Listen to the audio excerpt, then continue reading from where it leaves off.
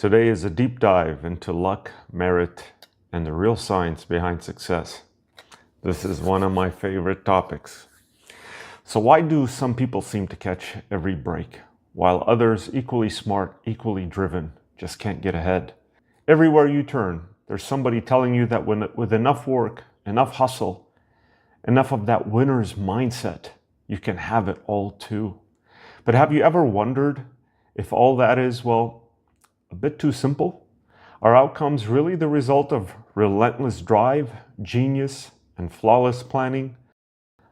I want to speak with you about the myth of meritocracy, explain it, why we love the story of deserved triumph. In the Western world, and especially in places like the United States, the idea of meritocracy is like a background anthem. The cream rises, hard work pays off. If you can dream it, you can do it. You've heard these lines in movies, classrooms, and from life coaches, and maybe from family. Societies are saturated with uplifting biographies. The founder who starts in a garage and builds an empire.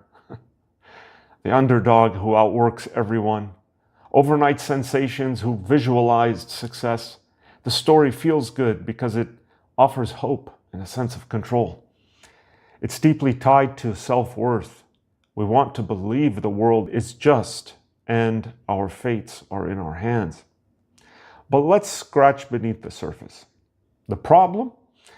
Reality is far messier than our neat, comforting narratives suggest. Most people are aware, if they are really honest, that outcomes are not always fair or entirely earned.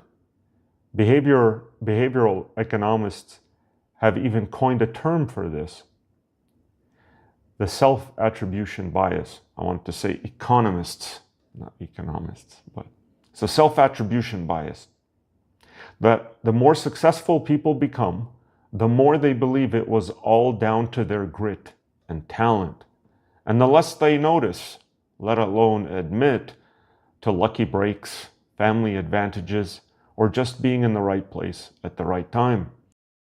So when only the winners write the history and the rest get lost in silence, stories of deserved success reinforce a system where praise and opportunity become more concentrated at the top. The more you look at who gets ahead, the more you see invisible scaffolding, timing, privilege, unforeseen opportunities. Let's step out of the world of opinion and into real evidence. So there's a groundbreaking piece of research led by researcher Alessandro Pluchino and his colleagues, simulated thousands of virtual actors, each assigned random talent levels, and then exposed to random lucky and unlucky events over simulated lifetimes. So imagine a world where 1,000 individuals, each with varying levels of talent, go about their lives. Some bumping into random lucky events, others encountering setbacks.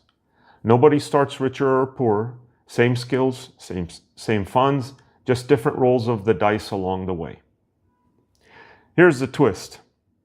By the end of a simulated 40-year career, success or wealth is wildly unequal, panning out into that classic 80-20 distribution. 20% of the people hold 80% of the resources, except the top tier isn't dominated by the most talented, but by people of average talent who simply stumbled into more lucky events along the way. So what were the results? The most successful individuals were not the most talented. That's not me, that's the study. It's very famous, very well cited. You can find it online. The most successful individuals were not the most talented. Extreme financial outcomes clustered among those with average talent. I'm not saying above average, I'm saying average talent. Extreme financial outcomes clustered among them. And they encountered the highest number of lucky breaks. The top 20% controlled over 80% of the society's wealth, but luck, not talent, explained almost all the extreme outcomes. Get this, there's more. The 20 most successful individuals held 44% of the total amount of capital. Hello, that mirrors the world we're living in right now. Primarily because of luck. I don't want to discount that they may have some talents and skills that predispose them to what they're doing, but luck plays an outsized, enormous factor that most of them will happily deny, possibly. But so moving on here. It's not a personal gripe of mine. The talent, you have to have some modicum of, or minimum level of talent to obviously take advantage of this lucky breaks. What do they say? This is the age-old formula, like success was when preparation meets opportunity. You know what? That is just, it's very incomplete. What I think they should do is take the planning and opportunity plus opportunity, or preparation plus opportunity, put them in brackets, and then have the luck factor multiplying them. That would make it much more accurate. All right, over thousands of simulated runs, one result kept emerging. The most successful person was almost never the most talented. Let that sink in. Thousands of simulated runs, the major result that kept emerging, the most successful person was almost never the most talented. They were just the luckiest of the reasonably skilled. Go look up the study. It's very, very well done. It's widely cited. Here's what this means. Although talent helps you make the most of breaks, and hard work matters, I don't want to discount this stuff, the number and timing of opportunities you get and which setbacks you avoid, they matter more. This finding matches what many of us privately suspect, but often push aside in favor of stories about self-made genius. All right, let's bring this out of the computer simulated world and look at what researchers see in reality. So studies have found that the odds of huge career leaps or breakout success do not track strictly with talent. Another point, the probability of hitting it big, for example, publishing a scientific hit, raising venture capital, or climbing to the top in business, depends heavily on timing and circumstance. Yes, timing, you know this, and circumstances. Another point, traits like your last name, your date of birth, and even how easy your name is to pronounce can statistically skew your chances at the top in academia, in business, and beyond that. So it's not that skill is irrelevant. It's that in any field swarming with talented people working hard, just look around you today. There's millions of people working in every single industry, even down to the idea. There just aren't enough top positions for everyone. So those who do rise to the top are very often not the absolute best, but those to whom the most serendipitous breaks happen to flow.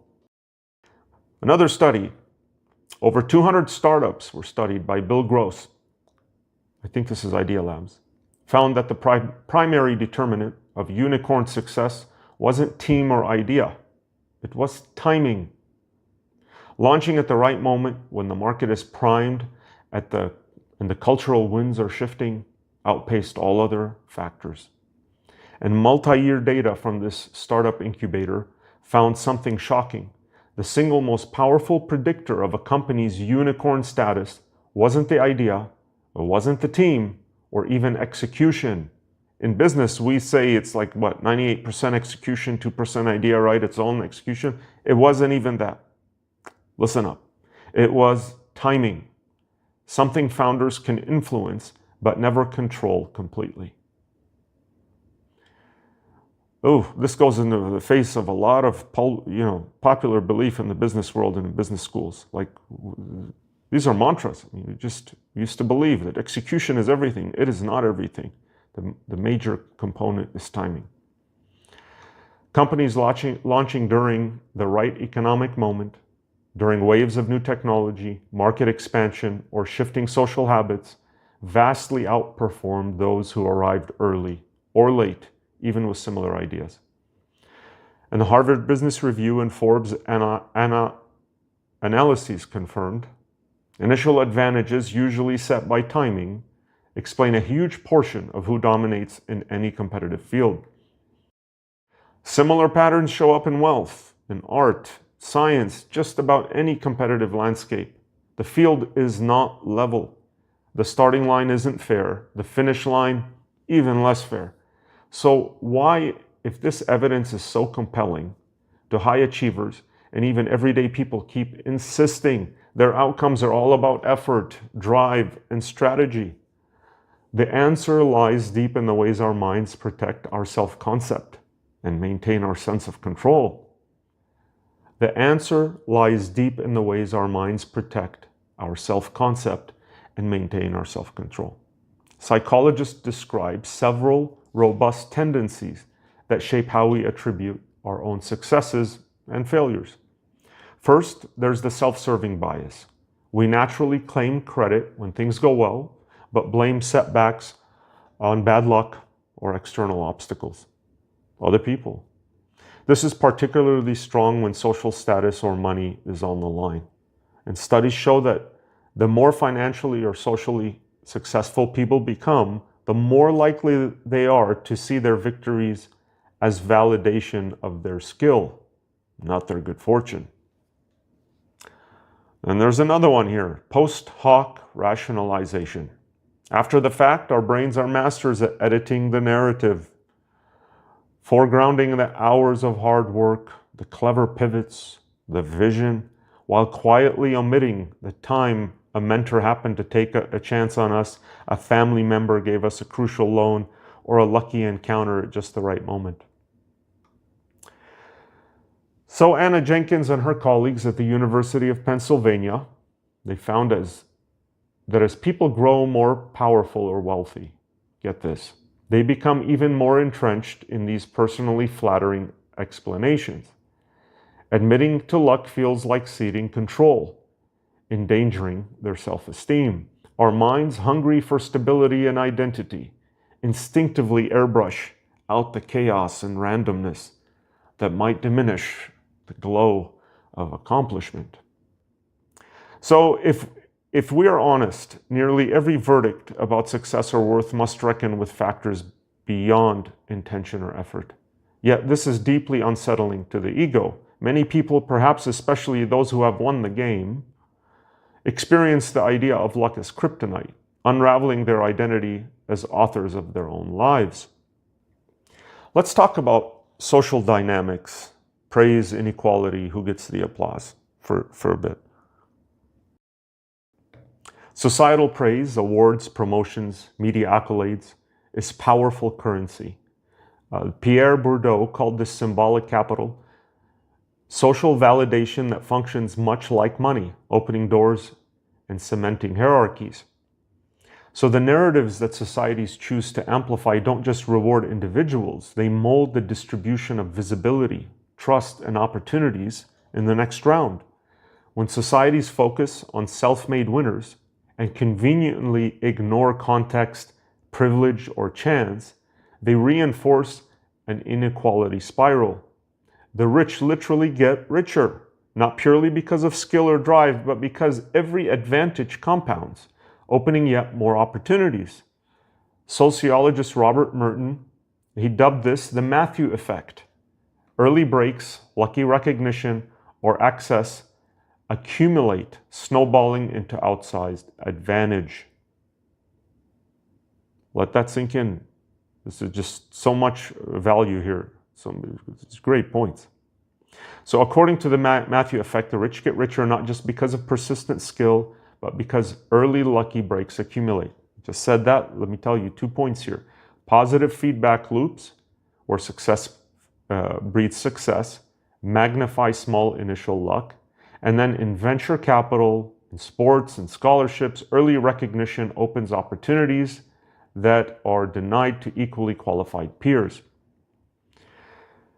Michael Sandel warns that meritocratic cultures become brittle and even cruel. When achievement is explained solely by merit, the successful are pressured to justify every edge, while those who fall behind experience shame, attributing lack not to obstacles or misfortune, but to internal failings. All right, what are the implications for organizations and for society? So if so much success is down to luck, what does that mean for how we run organizations, support innovation, or distribute rewards? This question isn't just theoretical. In recent years, researchers have put it to the test using the same agent-based simulations that I described earlier. So imagine you're running a funding agency or company, deciding how to allocate resources. The obvious, maybe naive, approach is to double down on past winners, giving more to those who appear most deserving based on their performance so far. That's how VC works, to a large extent. But simulations suggest something startling. When funds are allocated only to stars, you create feedback loops that mostly enrich the already lucky, missing out on nurturing hidden and perhaps more genuinely talented people penalized by bad fortune. When resources are distributed more equitably, say giving small periodic grants to everyone, regardless of past success, the overall performance and innovation in the group increases dramatically. So counterintuitively, even randomly doling out opportunities produces better aggregate results than concentrating everything among apparent winners. Real-world evidence backs this up. Giving everyone a shot to access resources, to stretch or experiment, creates more avenues for serendipitous breakthroughs. So on one hand, pretending luck plays no part is naive. It can breed a sense of isolation or inadequacy when things don't work out. Okay, on the other hand, giving up on effort or learning, it's defeatist. We don't want to ignore the real growth and the meaning that comes from striving. So I'll leave you with a few points. First, start by recognizing that both sides of the equation matter. You should put in the effort, learn, prepare, but acknowledge the elements that you can't control. And when you see others struggling or not making it big, remember, they may be just as hardworking and smart, but they were caught in a different tide. Finally, be the kind of person and create the kind of culture that habitually asks two questions. What did I contribute? And what did fortune contribute? Then go a little further and use your influence to lift up others, to share honest stories, and design spaces where luck is recognized as part of the formula. So next time you find yourself applauding someone else's triumph or longing for a round of applause or feeling left out in the rain, return to the honest, complicated story behind all success. Your achievements are real, so is your hard work, and crucially, so are the wild, unpredictable forces that lifted you or someone else up. There's no shame in recognizing this. In fact, it's the seeds of wisdom, humility, and the motivation to create fairer, kinder systems for everyone. Remember to like and subscribe to my channel, Henry's Millions, to be notified of upcoming videos.